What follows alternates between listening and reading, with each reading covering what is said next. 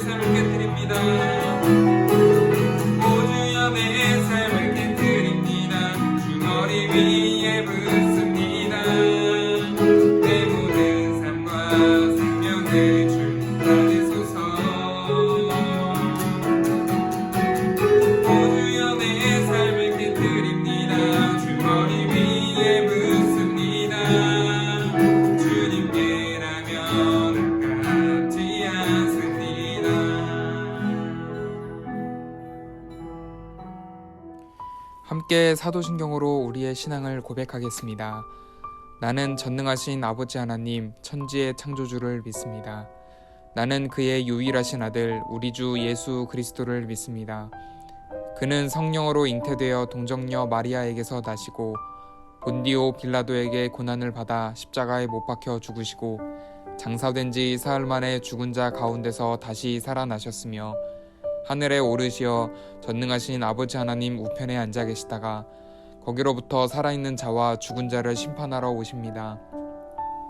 나는 성령을 믿으며 거룩한 공교회와 성도의 교제와 죄를 용서받는 것과 몸의 부활과 영생을 믿습니다. 아멘. 오늘 함께 나눌 말씀의 제목은 허락된 비밀입니다.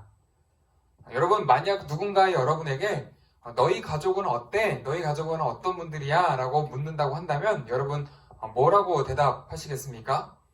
우리 잠깐 눈을 한번 감고 생각해 볼까요? 누군가 우리 가족은 어때? 라고 물어본다면 아마도 우리는 이렇게 이야기를 하겠죠. 우리 아빠는 어떤 분이고 우리 엄마는 어떻고 우리 형이나 누나나 혹은 동생이나 언니는 어떻고 우리 가족 분위기는 보통 이래. 눈을 뜨고 저를 봐주세요. 이렇게 대답하는 게 일반적이겠죠. 그럼 한 번 더 질문해 보겠습니다. 하나님 나라에 대해서 누군가 여러분에게 물어본다면 여러분 어떻게 대답하시겠습니까? 하나님 나라는 어떤 곳이야? 다시 한번 눈을 감고 생각해 보시겠습니까?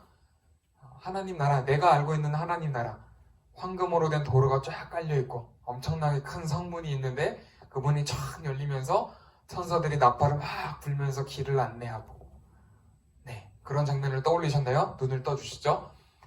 우리는 아마도 대부분 이런 식으로 설명을 하려고 할 겁니다.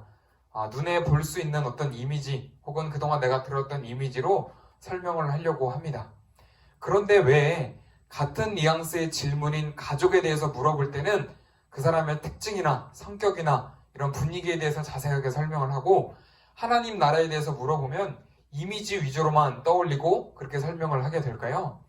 우리가 가족에 대해서 설명을 해줄 때 엄마, 아빠 혹은 다른 형제들의 외모에 대해서 잘 설명하지 않는데, 유독 하나님 나라에 대해서 이야기를 할 때는 보여지는 이미지, 외적인 모습에 대해서 설명을 할 때가 많습니다. 그것은 우리가 초점을 다른 곳에 잡고 있기 때문에 그렇습니다.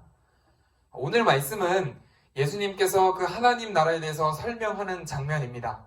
예수님은 어디에 초점을 두고 설명을 하고 계시는지 유념해서 잘 읽어보시길 바랍니다. 마태복음 13장 10절에서 17절까지의 말씀입니다.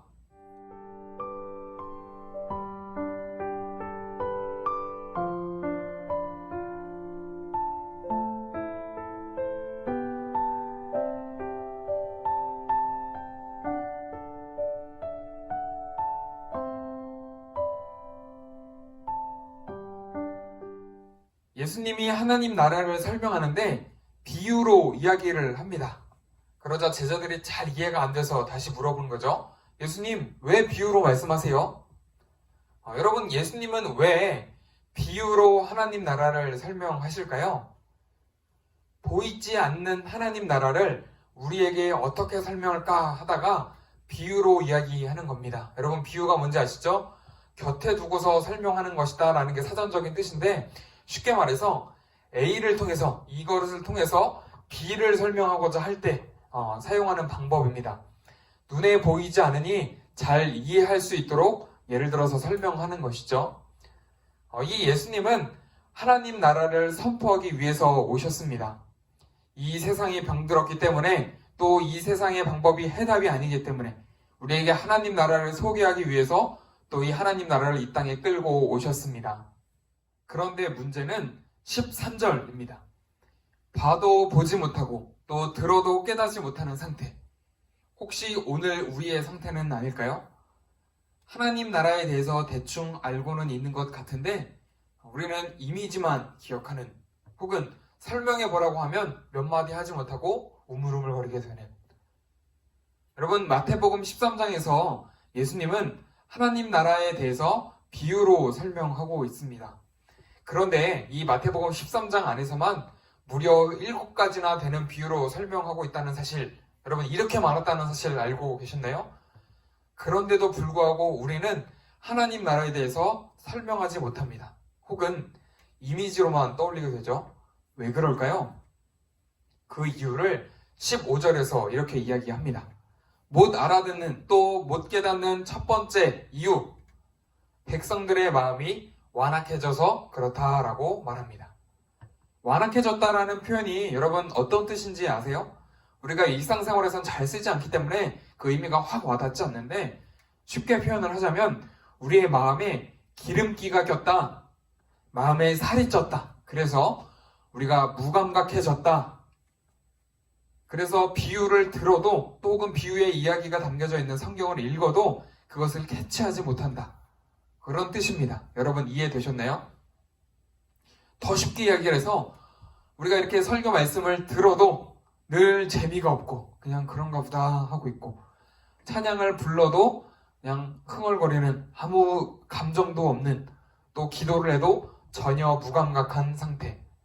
심지어는 우리 예배 때 흥미로운 광고를 해도, 혹은 예배 영상 안에서 다른 재미난 영상을 봐도 아무런 흥미를 느끼지 못하고 무감각한 상태, 그런 상태가 바로 마음이 완악해졌다라고 하는 것입니다. 여러분, 혹시 우리의 모습이 이런 모습 아닙니까? 우리도 무감각하지 않습니까? 못 알아듣는, 또 깨닫지 못하는 두 번째 이유는 바로 고침을 받을까 두려워하는 것입니다.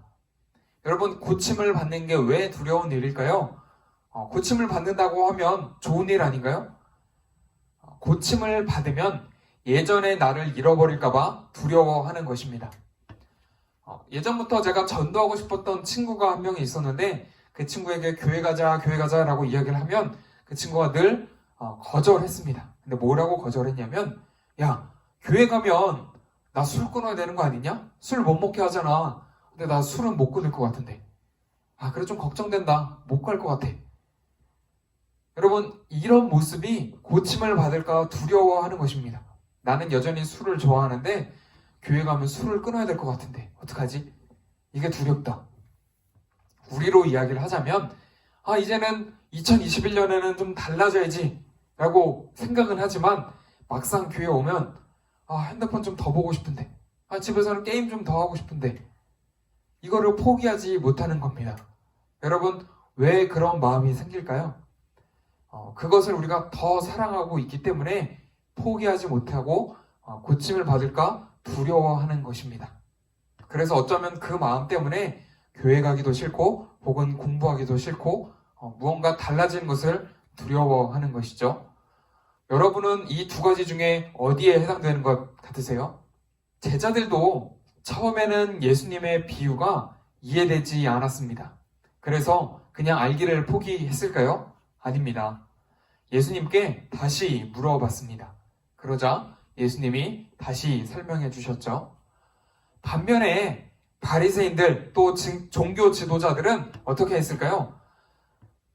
아는 척을 합니다. 이 비유의 뜻에 대해서도 알고 있는 척. 그래서 예수님께 묻지도 않았죠. 그러나 그 뜻을 자기들끼리 오해해서 예수님을 배척하고 심지어는 죽이기까지 합니다. 안다고 생각하지 말고 모르면 물어보고 모르면 궁금해하십시오. 여러분, 오늘 말씀의 결론입니다. 그래서 우리는 반대로 행동해야 합니다. 무엇과 반대로 행동해야 할까요? 청개구리가 되라라는 이야기는 아닐 텐데 제가 이야기하고 싶은 것은 세 가지입니다. 방금 이야기했던 바리새인들이 아는 척하는 것과 반대로 행동하는 것, 또 말씀에서 나왔던 마음에 기름기가 낀 것과 반대로 행동하는 것, 또 15절에서도 이야기했던 고침을 받을까 두려워했던 것과 반대로 행동하는 것. 성경은 이 세 가지를 한마디로 요약을 합니다. 마음이 가난해져야 한다. 마태복음 5장 3절 말씀에 이렇게 이야기를 합니다. 심령이 가난한 자는 복이 있나니 천국이 그들의 것임이요.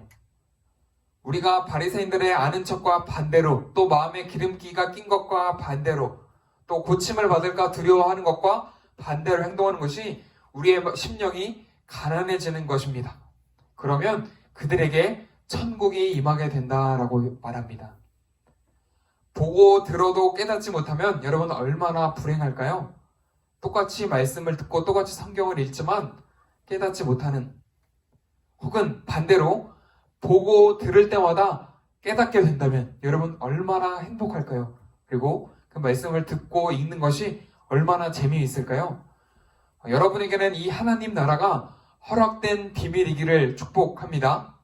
하나님 나라 하면 이미지만 떠올리지 마시고 말씀을 실천하는, 또 말씀을 깨닫고 그대로 행동하는 여러분 되시길 주님의 이름으로 축복합니다. 아멘. 여러분, 우리 같이 잠시만 기도하고 말씀을 마칠까요? 계신 곳에서 눈을 감고 한번 생각해 보십시오. 제가 말씀을 시작하면서 드렸던 질문 다시 한번 드려볼게요. 여러분, 하나님 나라는 어떤 곳입니까? 여러분, 눈을 감고 다시 한번 떠올려 주십시오. 처음에 생각했던 것처럼 여전히 이미지가 떠오릅니까? 아니면 제자들이 이렇게 했던 것처럼 나도 이렇게 해봐야지.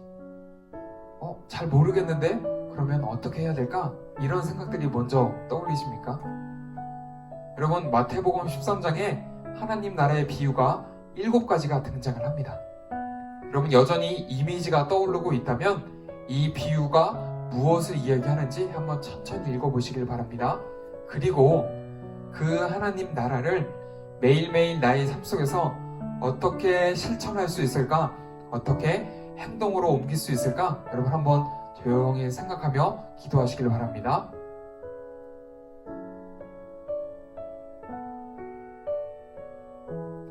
제가 마무리 기도하고 말씀을 마치겠습니다. 하나님, 대림절 3번째 주를 맞이하여서 우리가 하나님 나라의 비유에 대해서 살펴보았습니다. 예수님께서 하나님 나라 비유를 7가지나 설명하셨는데 하나님, 우리는 여전히 하나님 나라를 이미지로만 떠올리고 있지 않습니까? 우리의 마음에 아직도 욕심이 많고, 우리의 마음에 아직도 편견이 많고, 우리의 마음에 아직도 변하고자 하는 의지가 적기 때문에, 무감각해져 있기 때문에 하나님 나라를 깨닫지 못하고 있었습니다. 하나님, 그러나 이번 성탄절만큼은 하나님 나라의 말씀을 들을 때마다 깨닫는 은혜가 있게 하여 주시옵소서. 그래서 누군가 하나님 나라에 대해서 전할 때 이미지로만 설명하는 그런 어리숙한 신앙이 아니라, 하나님 나라는 이런 곳입니다 라고 예수님의 비유를 들어서 설명할 줄 아는, 또 그 말씀을 실천하며 보여줄 줄 아는 사람 될 수 있도록 하나님 함께하여 주시옵소서. 오늘도 말씀 가운데 우리와 함께 하시는 주님께 감사드리며 예수님의 이름으로 간절히 기도드립니다. 아멘. 함께 주기도문 하심으로 예배를 마치겠습니다. 하늘에 계신 우리 아버지, 아버지의 이름을 거룩하게 하시며 아버지의 나라가 오게 하시며 아버지의 뜻이 하늘에서와 같이 땅에서도 이루어지게 하소서.